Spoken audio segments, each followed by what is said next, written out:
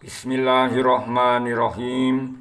Assalamualaikum warahmatullahi wabarakatuh. Alhamdulillah. Wassalatu wassalamu ala rasulillah sallallahu alaihi wasallam wa ala alihi wa sahbihi wa man tabi'ahum bi ihsanin ila yaumiddin. Amma ba'du. Saudaraku para remaja, kaum muslimin dan muslimat, rahimani wa rahimakumullah. Hari kiamat adalah hari hancurnya dunia dan segala isinya. Manusia setelah bangkit dari alam kubur, mereka berangkat menuju padang mahsyar. Ada yang berangkat dengan cepat, ada yang berjalan kaki, namun ada yang berjalan dengan wajahnya. Kemudian mereka semuanya menuju padang mahsyar. Mereka berdiri dengan waktu yang sangat lama. Mereka tidak berhitan bagi laki-laki, tidak memakai sandal, dan dalam keadaan telanjang.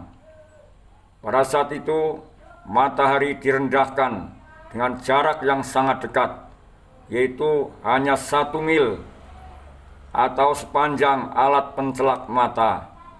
Maka manusia tenggelam dengan keringatnya sesuai dengan amal perbuatannya ketika di dunia.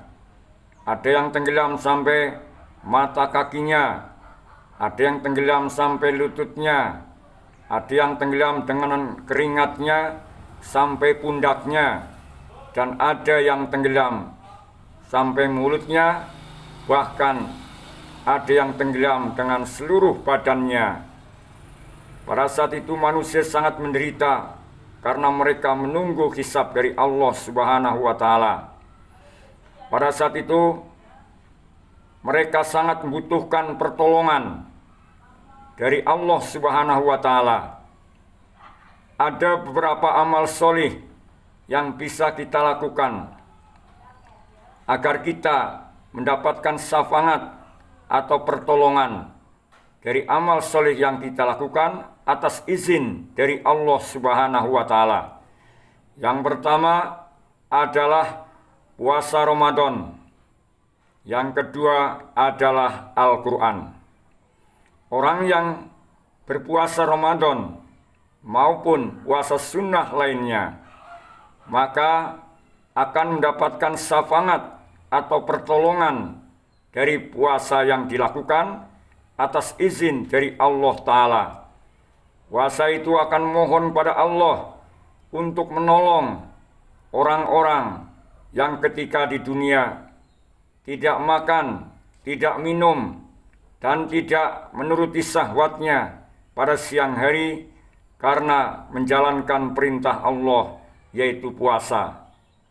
Maka ketika mereka menderita di padang mahsyar, puasa itu akan datang untuk memberikan pertolongannya atas izin dari Allah Subhanahu wa Ta'ala.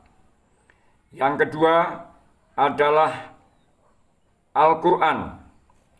Al-Quran ini juga akan mohon kepada Allah Ta'ala agar bisa memberikan syafaat atau pertolongannya kepada orang-orang yang suka membaca Al-Quran, melewatkan malam harinya, jarang tidur karena membaca Al-Quran, juga mengamalkannya. Maka orang-orang seperti ini akan ditolong oleh Al-Quran dengan izin dari Allah Subhanahu wa Ta'ala. Rasulullah Shallallahu alaihi wasallam bersabda, "Asyamu wal Qur'anu yasfa'ani lil abdi yaumal qiyamah. Yaqulu syam ay rabbi mana'tuhu ta'am wassahawat bin nahar fasafi'ni fi. Wa yaqulu Qur'an mana'tuhu naum bil lail fasafi'ni fi. Qala fayasfa'an."